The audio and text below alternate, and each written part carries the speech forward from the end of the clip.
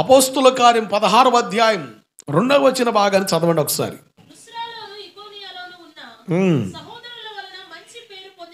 సహోదరుల వల్ల మంచి పేరు పొందినవాడు. జాగ్రత్తనండి, మీకు స్క్రీన్లో కనబడుతుంది అనుకుంటున్నాను. దేవునికి అంత కొరకైన పాత్ర తిమోతి.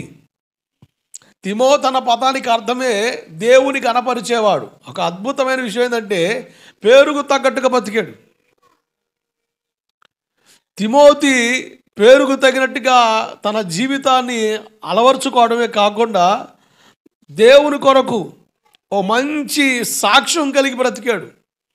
సాక్ష్యం చాలా అవసరం. దేవుని కొరకు మనం ఎలా బ్రతుకుతున్నాం, మన తోటి వాళ్ళు మన గురించి ఏం సాక్ష్యం చెబుతున్నారు అన్నది చాలా అవసరం. మంచి సాక్ష్యం కలిగి బ్రతికాడు అంటే దేవుని పనిలో యోగ్యత కలిగి జీవించాడు. దేవుడు మన ద్వారా ఘనపరచబడాలన్నా, దేవుడు మనల్ని దీవెనకరంగా నడిపించాలన్నా యోగ్యత కనపరిచేది ఏంటంటే మన సాక్ష్యం.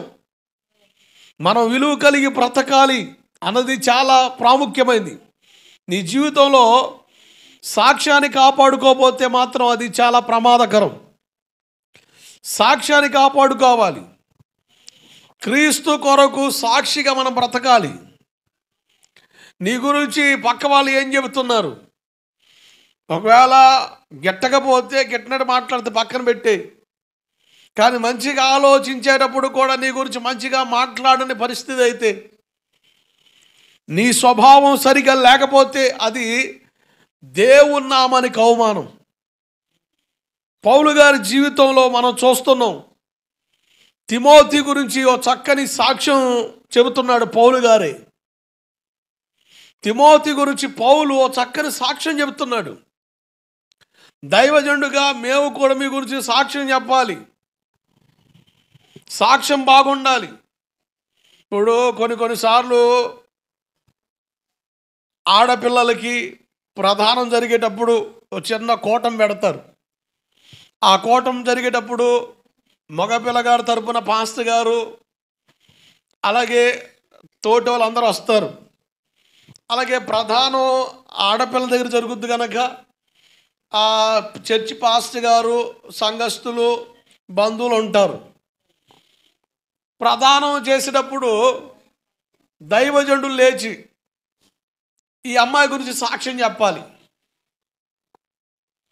అంతేకాదు వివాహానికి వెళుతున్న కుమార్తెకి సిఫారసు లెటర్ రాసి ఇవ్వాలి. ఈమె యోగ్యురాలు, మంచి సాక్ష్యం కలిగి ఉంది, ఇంత వయసు సరిపోద్ది పెళ్లి చేయడానికి, చక్కగా మందిరంలో చక్కగా క్రమంగా హాజరయ్యింది అని సాక్ష్యం ఇవ్వాలి. ఇటువంటి సాక్ష్యం ఇచ్చే సందర్భాల్లో కొంతమంది గురించి మేము సరిగ్గా చెప్పలేకపోతున్నాం. కారణం ఏంటంటే మా గొంతులు మోగబోతాయి.